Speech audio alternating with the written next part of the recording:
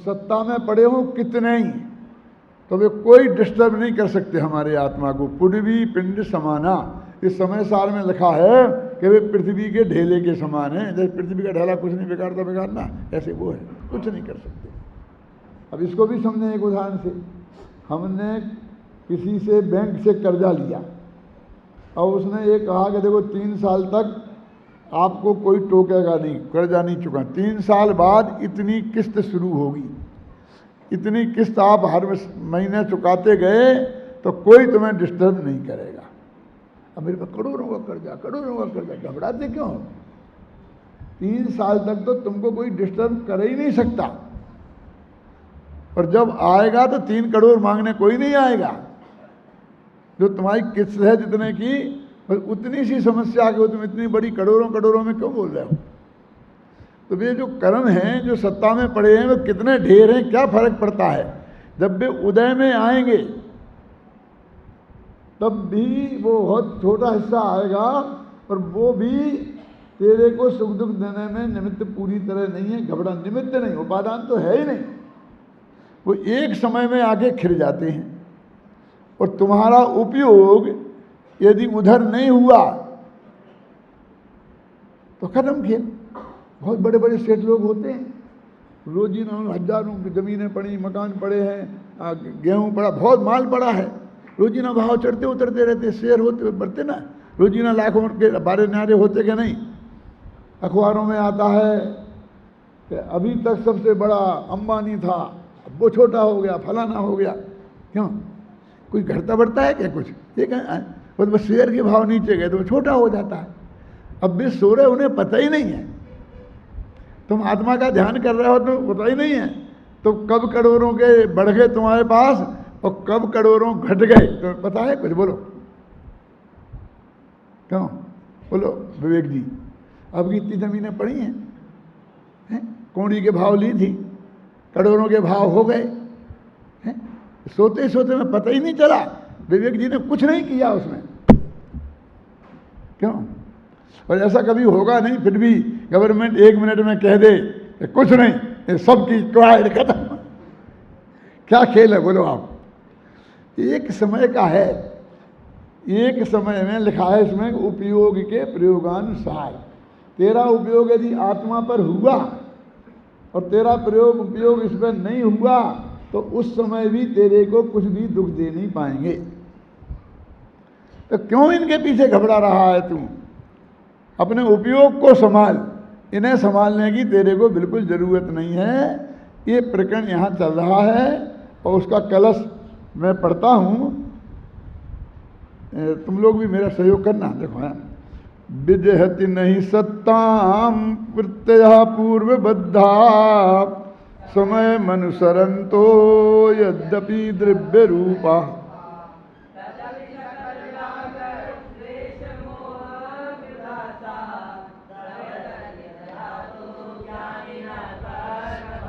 अभी हिंदी के पद्यानुवाद पढ़ेंगे, आप शांति से, आपके पास किताब में है, देखना क्या लिखा है उसमें।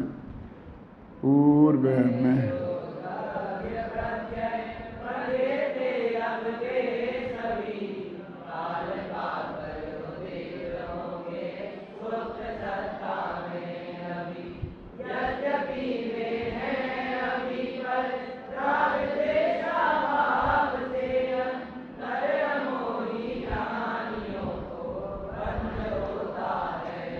देखो बहुत सरल है जितेंद्र भाई, देखो देखो ध्यान। पूर्व में जो द्रव्य प्रत्यय माने द्रव्य कर्म, ये पहले से जो बांधे थे हमने, वे अभी सुप्त सत्ता में पड़े सो रहे हैं। कुछ तुम्हारे घर उनसे कोई घबराने की जरूरत नहीं, कितने हैं होंगे। पहले में जो हमने कर्म बांधे थे वे कर्म अभी सत्ता में सो रहे हैं, कोई खतरा नहीं है।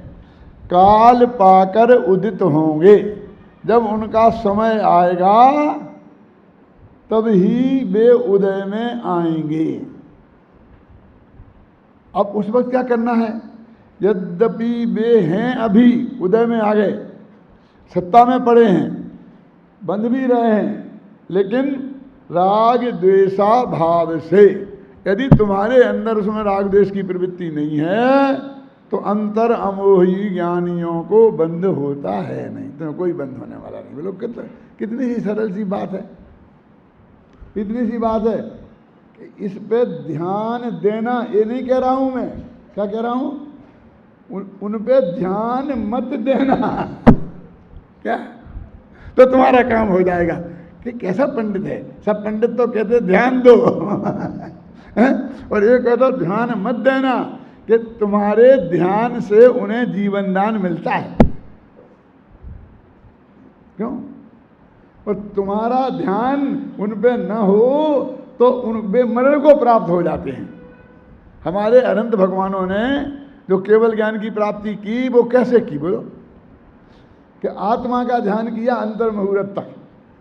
अंतर मुहूर्त जानते हैं, 48 मिनट में भी एक समय कम, 48 मिनट का होता है मुहूर्त, तो अंतर माने उसके भीतर भीतर अंतर मुहूर्त। इतना यदि तुम अपने आत्मा को देखते रहो तो 4 घातिया कर्म कहाँ चले गए पता ही नहीं चलता। तुम्हें उन पर ध्यान देना ही नहीं है कि वो तीव्र उदय आएगा तो आने दो।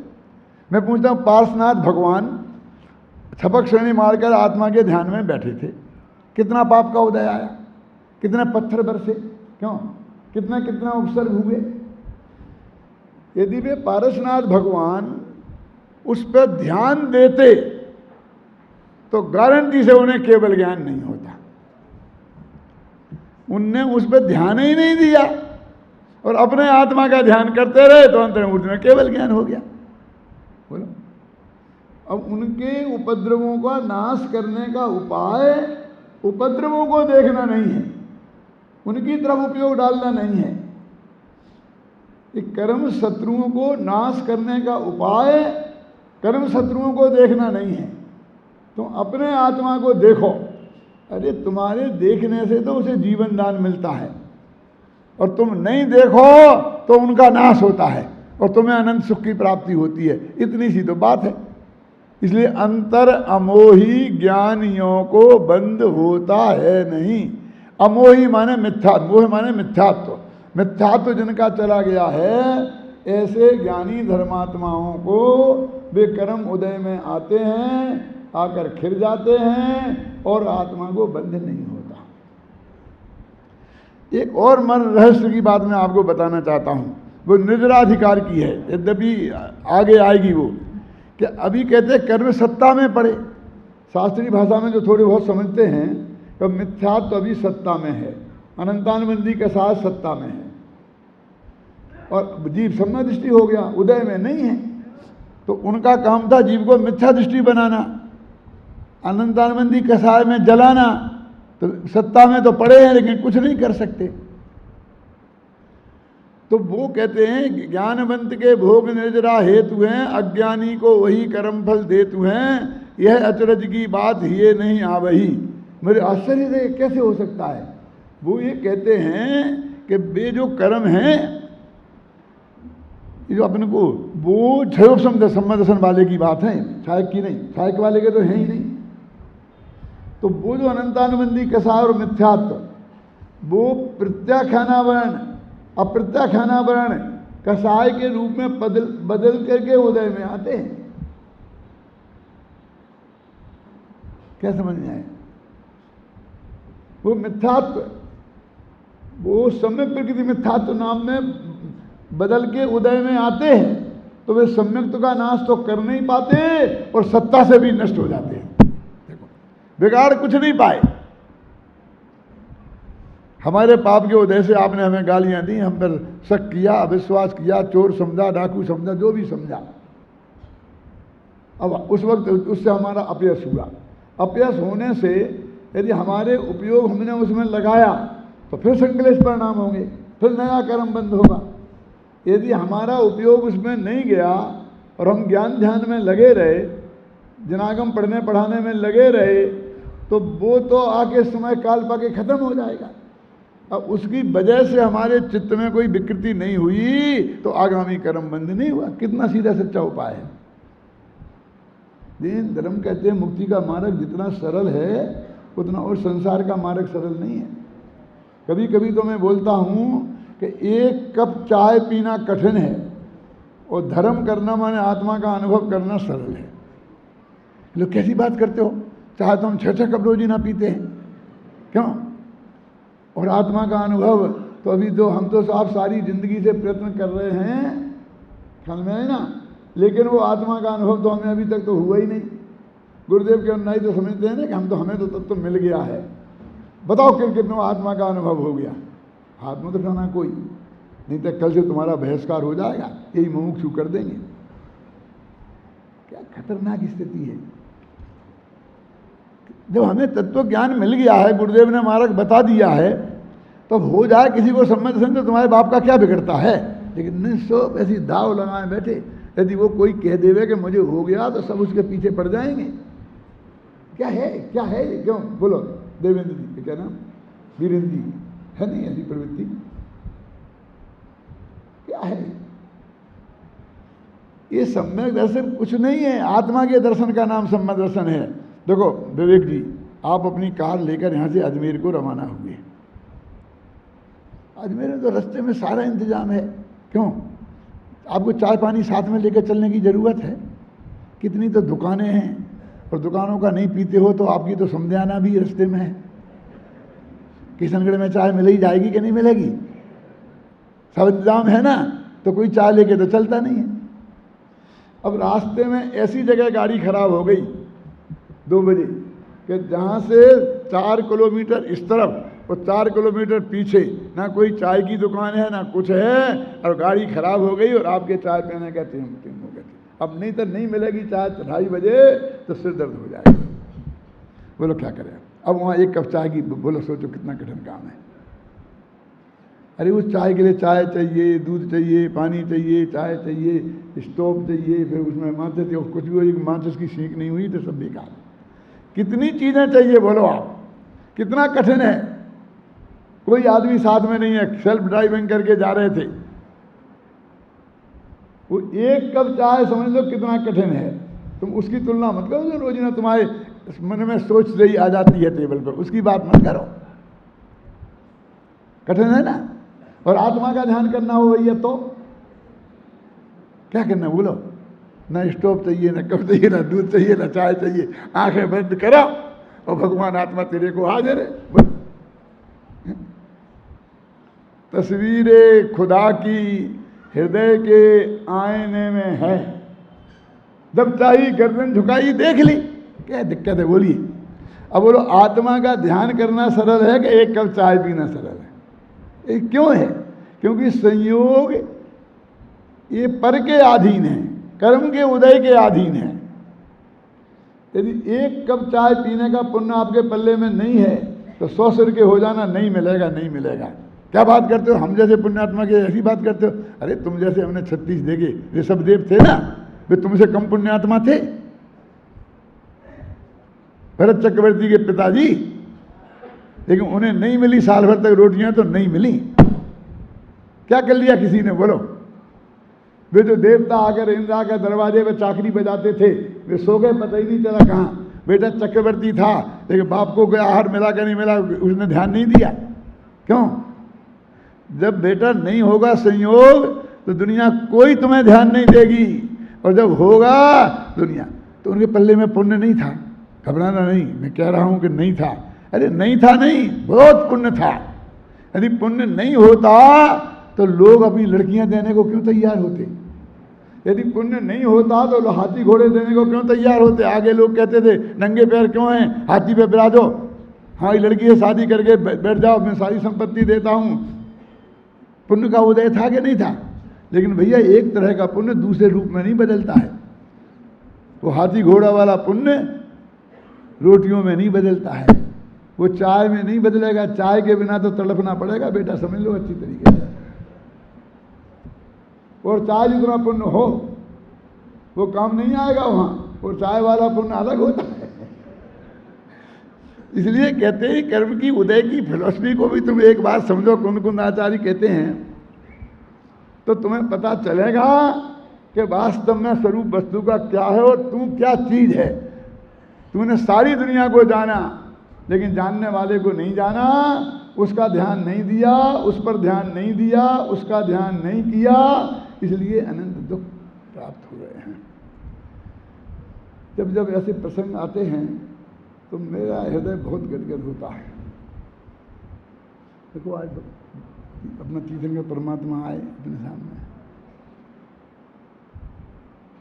सुशील जी कहाँ? सुशील जी मेरा जी, हाँ गोदका जी। मैं आज के दिन, और अभी कितने बज गए? 11 बजे मैं इस जयपुर में आया था, आज से 44 वर्ष पहले। जीतू आज 44 वर्ष हो गए। 1 घंटे की अभी देर है, 1 घंटे में पूरे 44 वर्ष हो जाएंगे। मैं यहाँ पे आया था और टोडरमल स्मारक भवन का मैंने काम संभाला था। ये दशहरे के दिन, मुझे पता नहीं था कि दशहरे के दिन हम जा रहे हैं, लेकिन जब आकर के जुलूस देखा तो कि क्यों भाई जुलूस काहे का है, ट्रैफिक में फंस गए। तो आज दशहरा है, तब मुझे ध्यान आया कि हम दशहरे के दिन आए हैं। सच बोलता, 44 वर्ष हो गए। पूज्य गुरुदेव श्री सोनगढ़ में 45 साल तक रहे, और हम रोजाना याद करते हैं कि 45 वर्ष तक उनने तत्व ज्ञान हमको पिलाया। ऐसी चीज़ हमको अद्भुत मिली। यदि मैं जिंदा रहा तो 1 साल में मैं भी 45 वर्ष टोटल स्मारक भवन।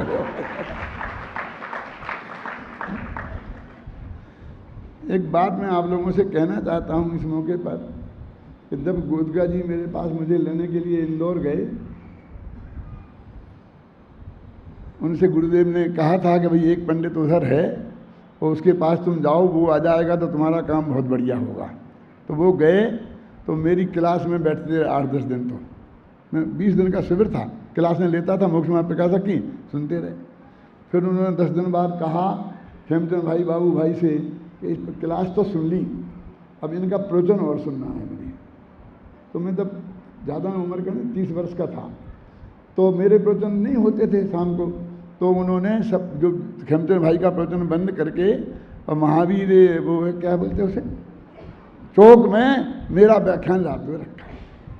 फिर उन्होंने मेरा व्याख्यान सुना और सुन करके दूसरे दिन प्रस्ताव किया कि हम आपको लेने आए, गुरुदेव की आज्ञा है, आपको जयपुर चलना है और संस्था संभालना है। मैं कहा अभी तो नहीं आ सकते हम। क्यों? कि मैं MA में पढ़ता था और पढ़ाता भी था वहाँ। तो मैं इस साल MA कर रहा हूँ। बोले MA काहे को कर रहे हो, क्या करोगे MA होगे? मैंने कहा हमें कोई मोक्ष जाने के लिए तो करना नहीं पड़ता। सच्चे शब्द बोलता हूँ मैं। ये लोक में जरा आजीविका ढंग की हो जाए तो निश्चिंताई से आत्मकल्याण का काम कर सकें। इसके लिए बोले जो भी आपको MA पास करने के बाद मिलेगा वो सब व्यवस्था मैं करूँगा, आप चिंता मत करो, आप तो मेरे साथ चलो। मैंने उनसे कहा कि देखो आपने मुझे अभी स्टेज पर देखा है, स्टेज पे तो सब लोग अच्छे लगते हैं। ऐसा करो हम एक दिन आपके यहाँ आएंगे, 8-10 दिन आपके घर रहेंगे और प्रवचन करेंगे। ऐसे देखें आप 10 दिन मुझे अच्छी तरह देखना और मैं आपको अच्छी तरह देखूंगा, और फिर दोनों जने जज जाएंगे तो जरूर अपन आएंगे। बोले हमें नहीं देखना, हमने तो देख लिया। मैंने कहा हमें देखना है क्यों कि सेठिया लोग ले जाते हैं और फिर जाकर के अपने धंधे पानी में लग जाएंगे और फिर बस न मालूम क्या 1 मिनट में तुमको कोई सनक छूटेगी तो छुट्टी कर देंगे, भगा देंगे। ये नहीं ऐसी बात नहीं, ऐसा नहीं बोलना। सब बहुत हुआ, मैं लंबी कहानी नहीं सुनाऊंगा। ख्याल में आए ना, आखिरकार हम उनके कहने से यहाँ आए। मेरे कहने का अर्थ है मैंने एक शर्त रखी कि अभी पंडितों से लोग चंदा कराने का काम करते हैं। ये पंडित चंदा वाला पंडित नहीं है। ये आप नक्की समझ लेना कि मेरी प्रतिज्ञा है कि मैं सामूहिक रूप से, व्यक्तिगत रूप से किसी से 1 नए पैसे की अपील तुम्हारी संस्था के लिए नहीं करूंगा, ना किसी को करूंगा। मेरी प्रतिज्ञा है। इस सच्ची घटना में समय सार पे हाथ रख के सुना रहा हूँ। इसमें बिल्कुल एक शब्द का फर्क नहीं है, क्योंकि ये वातावरण ऐसा है ना, इससे मुझे विकल्प आता है सुनाने का। मैं आप समझ लेना मैं इस काम के लिए नहीं आ रहा हूँ। बोले आप क्या बात करते हो, गुरुदेव ने आपका नाम सजेस्ट किया है, हम इसलिए आए। अरे ये हम सब करेंगे। खेमचंद भाई बोले, बाबू भाई बोले, पाटनी जी सब थे। ये हम कब कहें? तुम्हें तो जो ज्ञान प्रचार का काम करना है वो करना। हम बिल्कुल हमको कुछ नहीं कि काम क्या है, काम कुछ नहीं, जो आपको करना है वो काम है। आप बताओ, बोले मुझे एक जैन धर्म की यूनिवर्सिटी चलाना है। और 6वीं क्लास पास मुझे कहते यूनिवर्सिटी चलाना है। मेरी यूनिवर्सिटी का अर्थ समझते हैं कि नहीं? थे क्या बोलते हैं यूनिवर्सिटी किसे कहते हैं? तो मैंने कहा बताओ, यूनिवर्सिटी तो ठीक है, लेकिन करना क्या चाहते हो? कि जैन धर्म के बच्चे बच्चे में ये जो तत्व ज्ञान जैन दर्शन का है वो पहुँचे, हर आदमी जैन धर्म की गहराई से पहुँचे, मेरे मन में ये भाव है। तो मैं समझ गया कि ये क्या चाहते हैं। मैंने कहा 3 दिन बाद बात करेंगे। 3 दिन में मैंने योजना बनाई कि तुम्हें क्या क्या करना चाहिए। और 3 दिन बाद मैंने वो योजना उन्हें पेश करी कि तुम ये काम करोगे, यदि 500 रुपया मुझे दोगे तो 2500 रुपया महीना का खर्चा समझना। एक क्लर्क, एक चपरासी, एक ऐसा सब लगेगा। ये किताबें छपाएंगे, बच्चों की बनाएंगे, फिर परीक्षा बोर्ड बनाएंगे। सब मैंने जो किया है आज तक, वो सब का सब मैंने उन पर लिख करके वो योजना बना के उन्हें दे दी। वे तो देख दाख के ठीक है ठीक है ठीक है। फिर खेमजी भाई, बाबू भाई को सबको दी, देख दाख के बोले ठीक है ठीक है। खेमचंद भाई ने एक शब्द कहा मेरे से, पंडित जी, गोदका जी की तरफ से मैं आपको गारंटी देता हूँ कि आपको बारे में, आपको पैसे के बारे में कभी कुछ सोचना नहीं पड़ेगा। और उनसे कहा, गोदका जी आपको मैं ये गारंटी देता हूँ कि जो आप चाहते हो कि पंडित जी क्या करें, उसे 100 गुना बढ़िया करके ये बताएंगे, ये मेरी गारंटी है।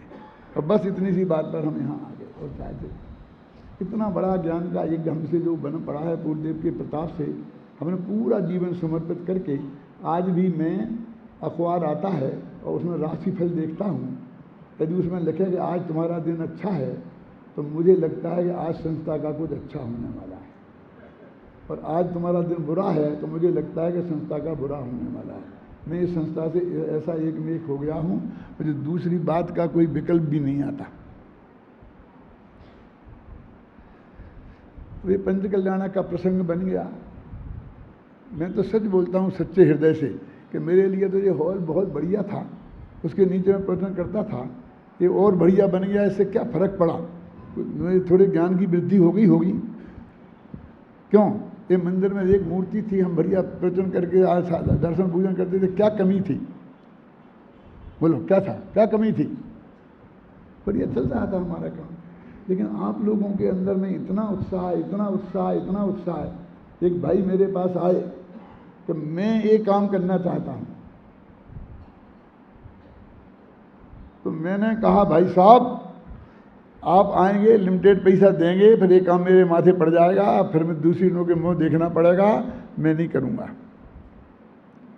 आंख में आंसू ला करके पति पत्नी ने मेरे से कहा कि आपको बिल्कुल नहीं देखना पड़ेगा, मैं सब कुछ करूँगा।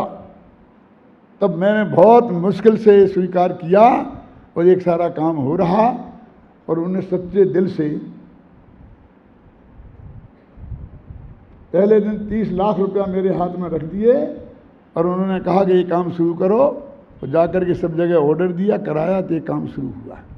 मैं किसी कीमत पर करने वाला नहीं था, न करता, न मेरे चित्त को ये स्वीकार है। और अब भाग्य की वजह से ये काम तो ये बन पूरा होने ही वाला है गारंटी से।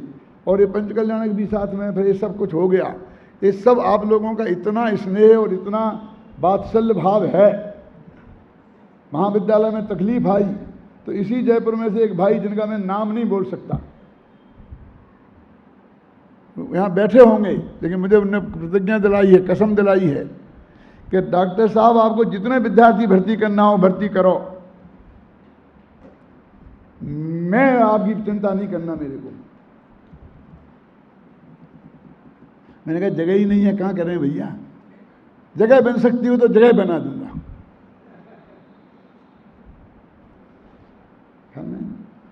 मुझे बिल्कुल फिक्र नहीं है, कुछ चिंता नहीं। अभी मैंने किसी से कुछ नहीं कहा एक न, और मैं कहता मेरी प्रतिज्ञा वो निभ जाए। बाबू भाई जब तक, और गोदका जी थे, पाटनी जी थे, तब तक ये सारी फिक्र वो लोग करते थे। अब आज भाग्य से दुर्भाग्य से जो भी है वो कोई नहीं है, फिर भी हमारे विद्यार्थियों की फौज है। ये 500 विद्यार्थी मेरे सामने सारे देश में फैले हुए हैं। इनने कहा दादा आप अपना करो, हमें समय सार सुनाओ, समय सार लिखो, हमकी ज़रूरत नहीं है, हम किस दिन काम आएंगे। वो चैलेंज हम स्वीकार करते हैं। उन्होंने कहा हम भी अपनी अपनी हैसियत से इसमें सहयोग करेंगे और अपने सहयोगियों से सहयोग कराएंगे। सारा देश आपके पीछे खड़ा है, इसलिए मुझे बिल्कुल भी फिक्र नहीं है, ये काम बहुत से बहुत बढ़िया होगा, तो मुझे चिंता नहीं है, इसमें कोई फिक्र करने की ज़रूरत नहीं है किसी को भी। जिसको इसमें महायज्ञ में आहुति देने का खुद विकल्प हो, यदि वो ये समझता हो कि ये काम सर्वोत्कृष्ट है, मेरी दृष्टि में टोडरमल जी ने 8वें अध्याय के शुरू में लिखा है कि ये वो काम है जो गणधर देव ने गद्दी पे बैठ के किया था, जो तीर्थंकर ने किया था, ये हम वो काम हमने अपने हाथ में लिया है, इसलिए इसको कभी हीन भावना अंदर में मत लाना। तो एक महान, आज ये चंद्रप्रभु भगवान और ये मालूम 4 भगवान कौन कौन हैं? श्रीमंदर, जुगमंदर, बाहु और सुबाहु। सब जगह श्रीमंदर तो बहुत जगह मिल जाएंगे, दिगंबरों में, श्वेतांबरों में। बाहु सुबाहु को कौन पूछता है? क्या हेमंत का तो बेचारा नाम ही लेने वाला कोई नहीं है। भी तीर्थंकर की पूजन में कभी नाम ले लेते हो तो ले लेते होंगे, बोलो बेचारा क्या, हमने उनकी रखी। बहुत लोगों ने कहा ठीक ऐसा करो ना कि आदिनाथ, बाहुबली और भरत, मजा आ जाएगा पूरा परिवार। अरे बारे बार, मैंने कहा फिर तुम परिवारवाद का आरोप लगाओगे कि पूरा परिवार हो गया। अरे परिवारवाद तो क्या करें हम, आदिनाथ ने चलाया, बेटे को चक्रवर्ती, खुद तीर्थंकर, दूसरा बेटा कामदेव, तीसरा सबसे पहला मोक्ष जाने वाला, और विरोधी दल का नेता भी पोता। मारी